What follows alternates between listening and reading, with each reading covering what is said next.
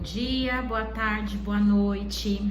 Hoje é o nosso terceiro vídeo do projeto Direito para Leigos. E meu nome é Priscila, como vocês sabem, e hoje nós vamos falar sobre um tema muito importante, que é a alienação parental.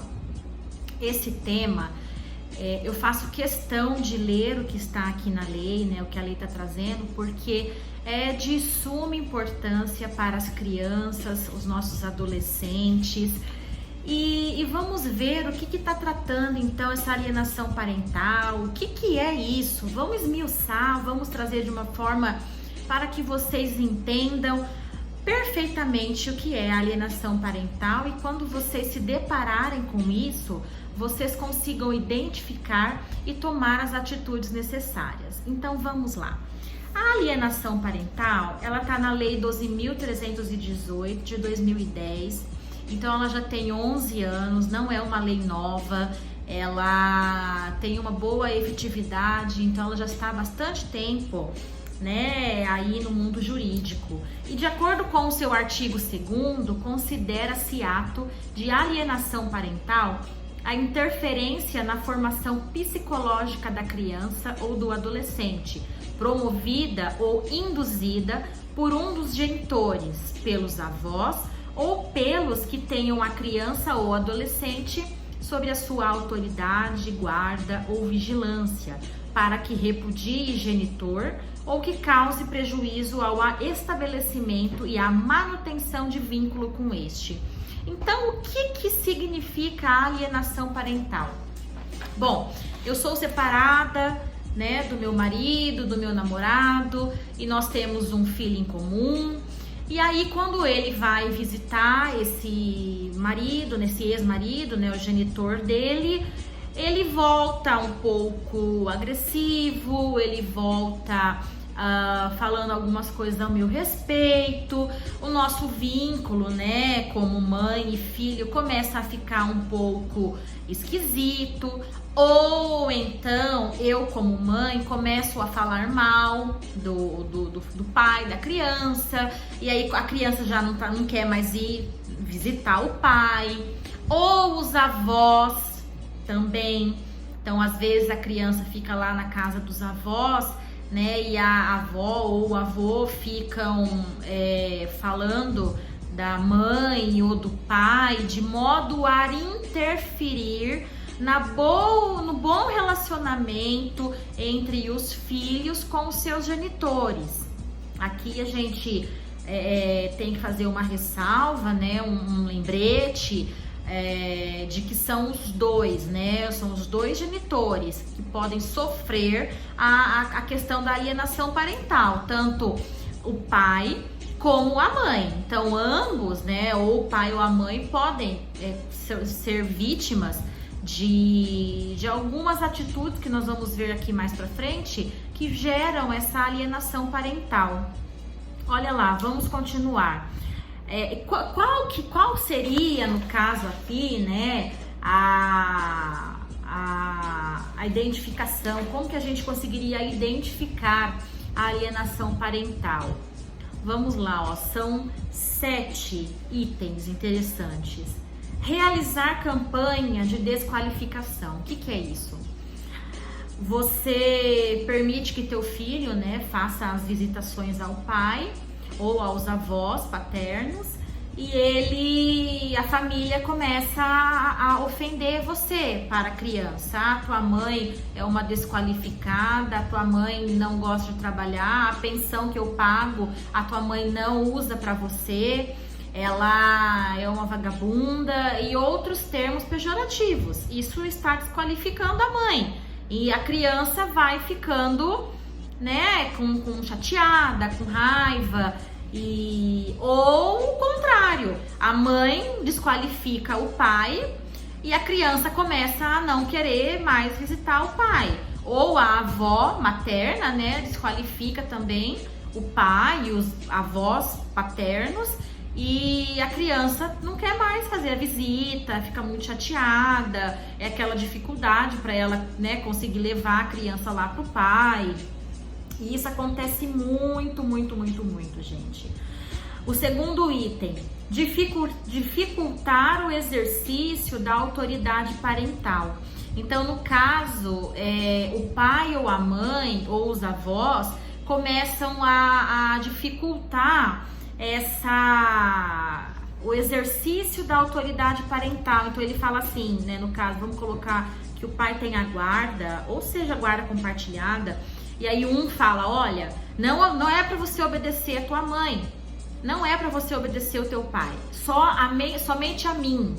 E começa a tirar aquela autoridade, né, do pai ou da mãe, ou então os avós começam a falar assim, olha, não conta pra mãe, não conta pro teu pai. Coisas que fazem com que a criança sinta aquela dificuldade de confiança, aquela dificuldade em observar que os pais, né, o pai e a mãe ali, os genitores, eles têm a autoridade paternal. Então, essa também é uma situação que caracteriza a alienação parental. O terceiro, olha, dificultar o contato da criança ou do adolescente com um dos genitores. Então, você liga para falar com a criança e a mãe não quer passar o telefone, o pai não quer passar o telefone. Os avós também tentam o contato e a mãe ou o pai não permitem. Então, essa é uma dificuldade que eles criam. Ah, liga depois, liga amanhã, liga outro dia, e nunca conseguem falar com a criança. O quarto, dificultar o exercício do direito regulamentado de convivência familiar. Você vai buscar a criança na casa de um dos genitores e a mãe fala, olha, hoje não é meu aniversário, aniversário do vizinho, aniversário do fulano, e eu vou ficar com a criança. Mas isso não está regulamentado. Ou então é o aniversário do pai, e o pai tem direito a levar a criança e a mãe não permite. É dia dos pais e a mãe não permite que o pai leve. É dia das mães e o pai não permite que a mãe fique com a criança. Então, isso também é alienação parental. Olha lá. O outro aqui, omitir deliberadamente ao genitor ou genitora informações pessoais relevantes sobre a criança ou adolescente. Então, quando você pergunta, fulano, como que ele está na escola? Ele está bem de saúde? Ou então alterações de endereço. Esse tipo de coisa, o genitor que não tem a guarda no sentido de moradia, ele tem direito a saber o que está acontecendo com o filho. E a mãe ou o pai simplesmente não permitem, não passam as informações necessárias. Isso também é alienação parental. Apresentar falsa denúncia contra genitor, contra familiares deste ou contra avós para dificultar a convivência deles com a criança ou adolescente. Então, a mãe, por exemplo, vai no conselho tutelar e faz uma denúncia falsa de agressão, de maus tratos, fala, olha, meu filho vai ficar com os avós, ficar com o pai e ele está sendo agredido. E depois, né, nas investigações, descobre que é uma calúnia, que é falsa, que é uma mentira. Então, isso também é alienação parental. Mudar de domicílio para local distante. Então, a pessoa se muda sem uma justificativa, simplesmente para impedir que a criança ou adolescente tenha o convívio com o pai, com os avós, com os seus outros familiares. Ou o pai também retira a criança, né, se muda para local distante, simplesmente para a criança não tenha contato com a mãe, com os avós. Também é uma alienação parental. Só que, gente, não significa que esses 7 exemplos aqui seja exaustivo. Existem outros exemplos aqui, são apenas, como se já tô falando o nome, exemplos. Então, são alguns exemplos de atitudes que ensejam alienação parental. Pode existir outros? Pode.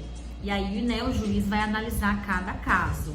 A alienação parental, ela é um abuso moral. Então, você está maltratando aquela criança em seu sentimento, né, mais íntimo, de contato com os seus parentes consanguíneos, com a tua mãe, com o teu pai. Então isso para a criança é algo muito dolorido. Tanto é que eles falam que para observar a criança, né, ela passa por uma perícia psicológica, biopsicossocial, mas a mãe ou o pai que começa a notar uma ansiedade, um nervosismo, uma agressividade, uma depressão da criança, provavelmente ela está passando por uma alienação parental. Então, quando ela vai na casa do genitor ou da genitora, né, que é o pai ou a mãe, provavelmente alguém está falando alguma coisa, ofendendo a mãe, ofendendo o pai, ofendendo os avós, ou os avós também ofendendo a mãe ou o pai. Isso é totalmente possível. Quais são as condutas que o juiz ele toma, né, no caso, quando ele percebe? Ele declara a ocorrência da alienação parental e ele adverte o alienador. Então, no caso, ele chama lá o pai ou a mãe ou os avós ou algum parente que está fazendo a alienação e ele chama atenção, fala, olha, você não pode fazer isso, ele adverte, né? Ele chama mesmo a atenção. Ele pode também ampliar o regime de convivência familiar em favor do genitor alienado. Então, se a criança ela tinha a permissão de ficar aos finais de semana, o juiz pode ampliar isso para a criança ficar, ao invés de 2 dias, ficar 4, ficar 3. O juiz vai analisar. Então, ele pode ampliar esse período. Estipular multa ao alienador. Então, diz, né, que o órgão que mais dói no ser humano é o bolso, né? Então o juiz pode muito bem, de acordo com a gravidade, estipular uma multa, falar, você vai pagar uma multa porque você está fazendo algo errado, você está alienando essa criança, você está alijando, afastando essa criança do genitor. Então você precisa pagar por isso. Ele pode sim estipular uma multa. Ele pode determinar acompanhamento psicológico ou biopsicossocial. Olha o trauma que essa criança, né, ou adolescente está passando, que precisa de um tratamento psicológico, biopsicossocial. Então é algo muito grave, é muito sério. A criança, o adolescente está em formação, então ele precisa do contato com o pai, com a mãe, com os avós, com os tios. Não importa se você está separado, se o relacionamento não deu certo, mas a criança ou adolescente não tem nada a ver com isso, não pode pagar por isso.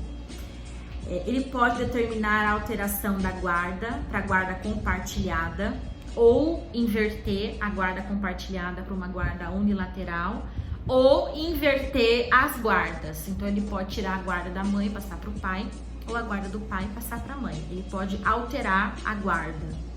Ele pode também determinar uma fixação cautelar de domicílio da criança. Então, no caso que o pai levou a criança para outro estado, por exemplo, ele pode sim determinar uma fixação de domicílio. Então, no caso, ele vai ver ali onde teria alguns avós que a criança poderia morar, os tios, alguém que ela poderia se fixar ali cautelarmente, ele pode fazer isso. E declarar a suspensão da autoridade parental. Isso aqui é bastante grave. A autoridade parental é aquela que determina, que permite que o pai e a mãe tenham aquela autoridade sobre a criança, sobre o adolescente. Ela estabeleça onde a criança vai estudar, qual vai ser o médico, qual vai ser o esporte que a criança vai praticar. Então tudo isso é pela autoridade parental. E se o juiz suspende isso, quer dizer, o pai e a mãe já não vai ter mais aquele pátrio poder, né? A autoridade parental, o juiz vai suspender ali, falar, olha, vocês não estão em capacidade e nós vamos suspender. É muito feio isso, né? E também caracteriza uma mudança abusiva de endereço quando a criança, né, ela fica obstruída de conviver com a família, né? E a alienação parental, ela é muito grave, gente. Ela é muito grave porque a criança, o adolescente, ele tá numa fase assim que já não está convivendo com ambos genitores em casa.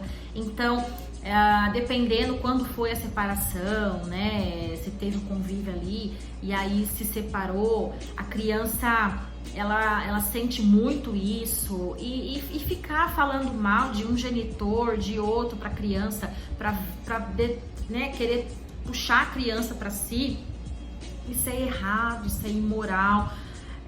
Veja tantos transtornos que a gente elencou aqui, coisas que poderia ser evitado, né? Já não foi estipulada a visitação, não foi estipulado com quem vai ficar a guarda, então respeita isso e respeite o seu cônjuge, né? Ex-cônjuge, que já não é mais, e aí você não quer ter contato, mas a criança precisa ter esse contato. Eu espero que tenha ajudado. Qualquer dúvida, vocês deixam no comentário, né? Se puder, dê um like e se inscreva no meu canal, que sempre, toda semana vai ter um vídeo assim, direito de família, direito criminal, qualquer tipo de assunto importante. A alienação parental é de suma importância e eu espero que isso não aconteça com você. Um beijo, um forte abraço e até o próximo.